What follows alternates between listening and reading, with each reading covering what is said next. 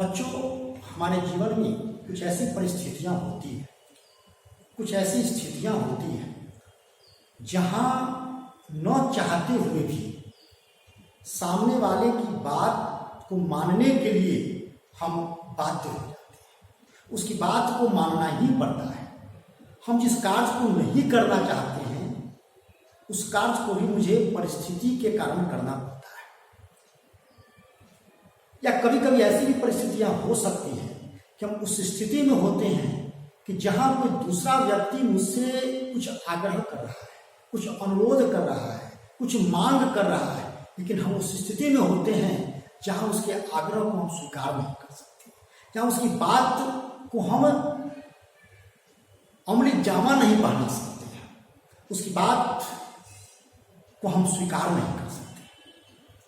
अब दो परिस्थितियां हैं, इन दोनों परिस्थितियों में हमें कैसा व्यवहार करना चाहिए, कैसा आचरण करना चाहिए। जो पहली परिस्थिति है, उस पहली परिस्थिति में जब आप उस स्थिति में हो कि आपको दूसरे के कही गई बात को स्वीकार करना ही है, आपको मानना ही है, आपको उसने जो कार्य कहा उसको करना ही पड़ेगा, करना ही है, तो ऐसी परिस्थिति में आप उसके कार्य को पूरी प्रसन्नता के साथ, पूरे आनंद के साथ करें, अनमने भाव से उस कार्य को संपन्न करें। यदि आप करें तो उसे इस बात का बोध न हो कि आप उस पर उपकार कर रहे हैं, आप उसका एहसान कर रहे हैं। आप या तो न करें और यदि करें तो पूरी प्रसन्नता के साथ करें।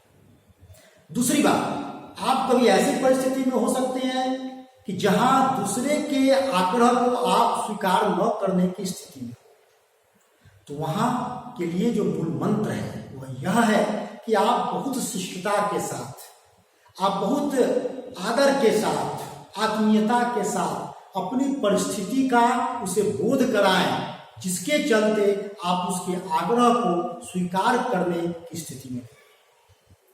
बच्चों, दोनों ही परिस्थितियों में दूसरे के स्वाभिमान की रक्षा होनी चाहिए, दूसरे के अहम को चोट नहीं पहुंचनी चाहिए।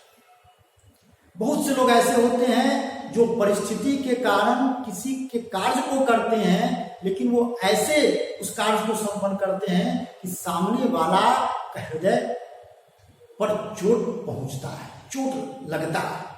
तो मेरा आपसे विनती होगा, आग्रह होगा या शिक्षा होगा कि आप या तो मना कर दें कि मैं इस कार्य को करने की स्थिति में नहीं, लेकिन याद रहे कि यह बात भी शिष्टता के साथ कि मुझे खेद है, मैं आपके इस काम को नहीं कर सकता। दूसरी बात कि जब आप उस काम को करें तो फिर उसे लेस मात्र भी बोध न हो, भान न हो कि आप उस पर एहसान करें। क्रिया में जब उदारता का तत्व हो तो वचन में दरिद्रता का तत्व नहीं होना चाहिए। तो आपने स्वीकार कर लिया, उसके काम को पूरे हृदय के साथ। दूसरी बात है कि जब कभी आप किसी के साथ वार्तालाप करें, बातचीत करें, तो कुछ शब्द ऐसे हैं जो आपके शिष्टता को प्रदर्शित करते हैं, वो अभिव्यक्त करते हैं। जैसे कृपया, जब आप किसी से कुछ लें, वो व्यक्ति आपको दे, तो लेने के लिए आप जो शब्द का प्रयोग करें कि कृपया मुझे आप देंगे, वो व्यक्ति आपको दिया, तो उस चीज को लेने के बाद उसे आप धन्यवाद कहना न भूलें। यह भी आपके शिष्टता का परिचय है, आपके वाणी के शिष्टता का परिचय है। दूसरी बात, जब आप उस स्थिति में हैं कि दूसरे के अनुरोध को आप स्वीकार नहीं कर सकते, तो आप दो टूक शब्द में, हमारे आपके आसपास बहुत से ऐसे लोग होंगे जो अस्पष्टता के नाम पर, दो टूक कहने के नाम पर वैसे शब्दों का प्रयोग करते हैं कि सामने वाले को चोट लगता है। आप जब कभी उस स्थिति में हो कि उसके आग्रह को स्वीकार न कर सके, तो मुझे खेद है, मुझे दुख है, या आपकी आर्थिक जो मजबूरी है, परिस्थिति है, उसके चलते, या आपकी पारिवारिक या सामाजिक परिस्थिति है उसके चलते, आपको जिस किसी भी बात के चलते उसके आग्रह को अस्वीकार करना पड़ रहा है, उस बात का बोध उसे कराएं। लेकिन हर हाल में उसे लगना चाहिए यह व्यक्ति वास्तव में वाकई परिस्थिति के कारण मेरी सहायता नहीं कर रहा है।